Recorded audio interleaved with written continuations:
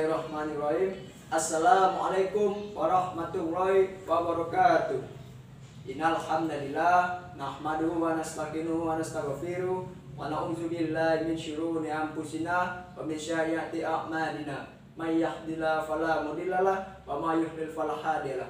Asyhadu an la ilaha illallah wahdahu la syarikalah wa asyhadu anna Muhammadan abduhu wa rasuluh.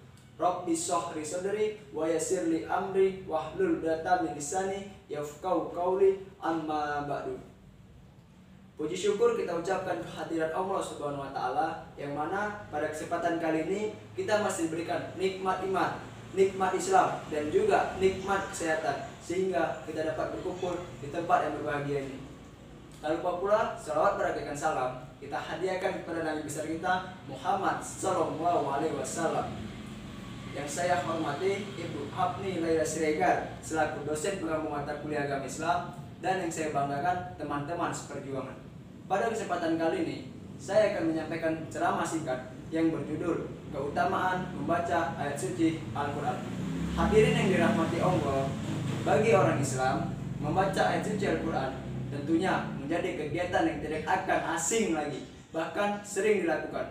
Bagaimana tidak? Sesuai dengan arti dari kutipan ayat yang sebelumnya, sudah dituliskan mengatakan bahwa baik ketika membaca ayat suci Al-Quran maupun mendengarkannya saja, sudah banyak rahmat yang kita dapatkan. Tidak heran, banyak sekali keutamaan-keutamaan membaca ayat suci Al-Quran. Hadirin wal hadirat, seperti yang kita ketahui, Al-Quran merupakan pedoman bahkan kitab suci umat Islam. Sangat rugi sekali jika umat Islam tidak mau membacanya. Apalagi dengan banyak keutamaan yang bisa kita dapatkan dengan membaca ayat suci Al-Quran. Lantas, apa saja keutamaan tersebut? Yang pertama, hadirin wal hadirat, setiap huruf Al-Quran bernilai 1 hasanah. Seperti yang diriwayatkan Abdullah ibnu Mas'ud, kata Abdullah ibnu Mas'ud, Rasulullah Shallallahu alaihi wasallam bersabda, siapa saja yang membaca 1 huruf dari kitabullah atau Al-Quran, maka dia akan mendapatkan 1 kebaikan, sedangkan 1 kebaikan dilipatkan kepada 10. Semisalnya, aku tidak mengatakan alif lam mim 1 huruf, akan tetapi alif 1 huruf, lam 1 huruf, dan mim 1 huruf. Hadis riwayat At-Tirmizi. Coba kita perhatikan hadirin wal hadirat, begitu istimewanya sekali setiap huruf-huruf yang ada dalam Al-Quran.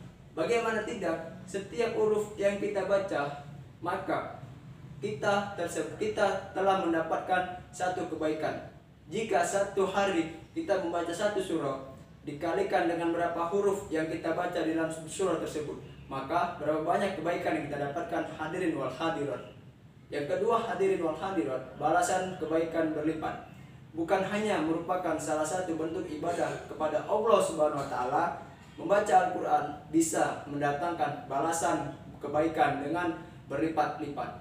Bahkan ketika seseorang tidak meminta kepada Allah, namun dirinya rajin membaca ayat suci Al-Quran, Allah senantiasa memberinya yang dibutuhkan. Terlebih Allah adalah yang paling tahu terhadap apapun yang dibutuhkan setiap hambanya.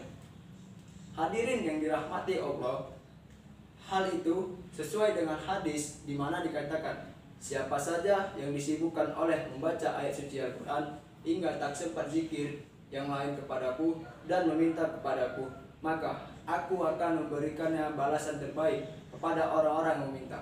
Ingatlah keutamaan Al-Quran atas kalimat-kalimat yang lain, seperti keutamaan Allah atas makhluknya. Hadis riwayat Al-Baihaqi. Hadirin wal hadirat, yang ketiga itu atau yang terakhir, diampuni dosa-dosa kita. Siapa sih yang tidak ingin dosa-dosa diampunkan? Setiap manusia pastinya tidak pernah luput dari kesalahan dan dosa.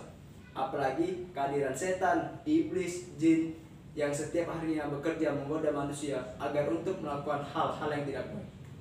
Hadirin wal hadirat, jika seseorang terjerumus ke dalam ajakan setan, maka bukan tidak mungkin dirinya akan melakukan dosa. Apalagi jika dibiarkan dosa tersebut terus-menerus sehingga lama-kelamaan menjadi banyak dan semakin menumpuk diri kita.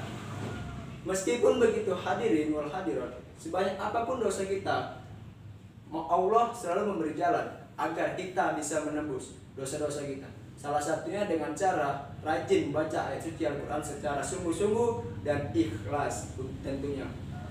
Pasalnya, ketika seseorang membaca ayat suci Al-Quran, bahkan hingga khatam keseluruhan, maka malaikat baik akan senantiasa berdoa, memohon ampun kepada Allah atas semua dosa-dosa tersebut.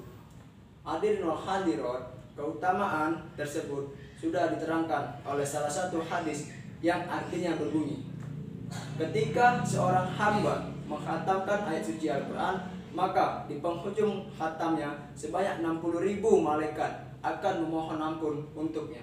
Hadis riwayat Ad-Dailami. Mungkin itu saja yang dapat saya sampaikan. Hadirin wal hadirat, kita sebagai umat Islam, mari kita membaca terus ayat suci Al-Quran. Bagaimana pula ayat suci Al-Quran itu sebagai pedoman hidup kita dan kitab suci kita sebagai umat Islam. Sekian dari saya. Fastabiqul khairat. Assalamualaikum warahmatullahi wabarakatuh.